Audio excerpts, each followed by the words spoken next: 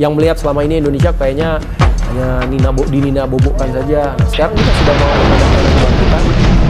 Ketika Brigadir Jenderal Fregawenas mengatakan bahwa Indonesia yang dulu dinina-bobokan, kini mulai memberikan daya gentar, kalimat itu bukan sekadar retorika.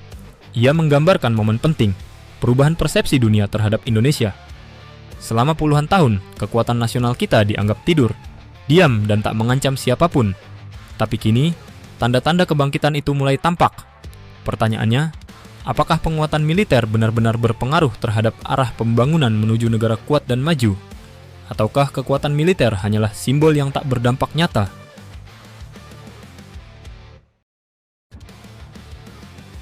Kebangkitan kapasitas dan perubahan persepsi. Dalam 5 tahun terakhir, transformasi pertahanan Indonesia bergerak lebih cepat dari sebelumnya. Modernisasi TNI berjalan beriringan dengan peningkatan kemampuan industri dalam negeri, dari kapal selam, kapal fregat merah putih, hingga drone tempur dan radar buatan anak bangsa. Rencana jangka panjang pertahanan atau RENHAN kini disusun tidak lagi sebatas proyeksi anggaran, tetapi sebagai instrumen untuk menegakkan strategic deterrence. Artinya sederhana, Indonesia tak lagi hanya bertahan, tetapi mulai mampu menciptakan efek gentar. Dan ketika daya gentar itu mulai muncul, posisi tawar nasional di mata dunia pun perlahan berubah.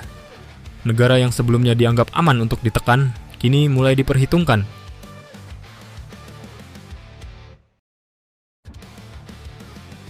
Logika dasar, militer sebagai fondasi pembangunan.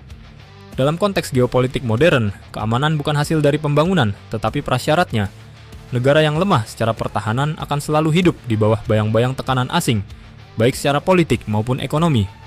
Ketika kekuatan militer tidak kredibel, investasi sulit tumbuh, kebijakan strategis mudah diganggu, dan pemerintahan dipaksa sibuk memadamkan krisis. Inilah yang dimaksud banyak analis. Pembangunan tidak mungkin stabil tanpa kekuatan pertahanan yang disegani. Karena di dunia nyata, hubungan antar negara bukan soal persahabatan, melainkan kompetisi kepentingan.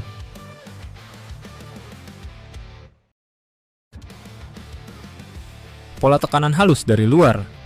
Sejarah membuktikan bahwa tekanan terhadap negara berkembang jarang datang lewat senjata. Cara yang lebih halus digunakan, menggoyang ekonomi, memicu instabilitas sosial, dan membentuk opini publik agar kebijakan nasional mudah dikendalikan. Negara yang militernya lemah akan kesulitan menahan tekanan seperti itu, karena setiap kebijakan strategis, dari energi, sumber daya alam, hingga proyek infrastruktur, dapat dijadikan alat tawar oleh kekuatan besar. Begitulah cara dominasi modern bekerja. Tanpa sistem pertahanan yang kokoh, pembangunan nasional akan selalu terganggu sebelum mencapai hasilnya.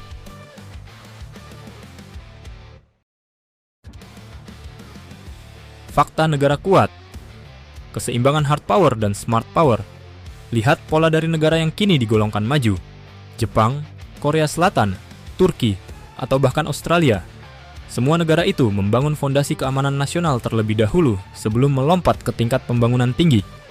Kekuatan militer mereka bukan tujuan akhir, tetapi fondasi stabilitas jangka panjang. Mereka menjaga keamanan regionalnya sendiri, melindungi kepentingan nasional di luar negeri, dan pada saat bersamaan menumbuhkan ekonomi. Inilah bentuk keseimbangan antara hard power dan smart power, kekuatan militer yang mendukung diplomasi, bukan menggantikannya. Dan Indonesia kini berada di jalur menuju keseimbangan itu.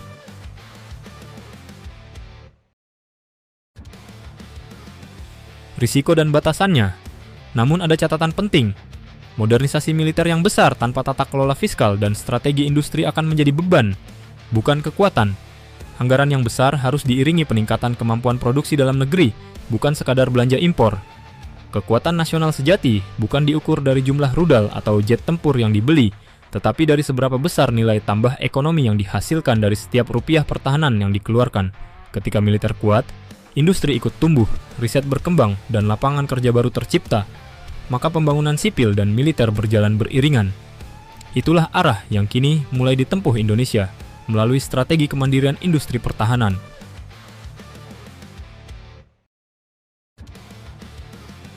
Daya gentar sebagai aset nasional. Kekuatan militer bukan sekadar simbol kekuasaan, tetapi instrumen untuk menjaga ruang pembangunan agar tidak diganggu. Ketika sebuah bangsa memiliki pertahanan yang disegani, maka keputusan politik dan ekonomi di dalam negeri akan berdiri di atas fondasi yang kuat. Inilah yang dimaksud Brigjen Fregawenas.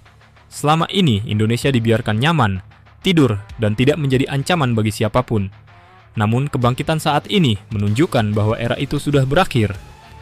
Indonesia kini mulai memiliki kemampuan untuk menjaga kepentingannya sendiri tanpa harus menunggu izin dari siapapun. Karena sejatinya, kekuatan suatu bangsa tidak diukur dari seberapa keras ia berbicara, tetapi dari seberapa tenang ia bisa berdiri ketika dunia mulai memperhitungkannya.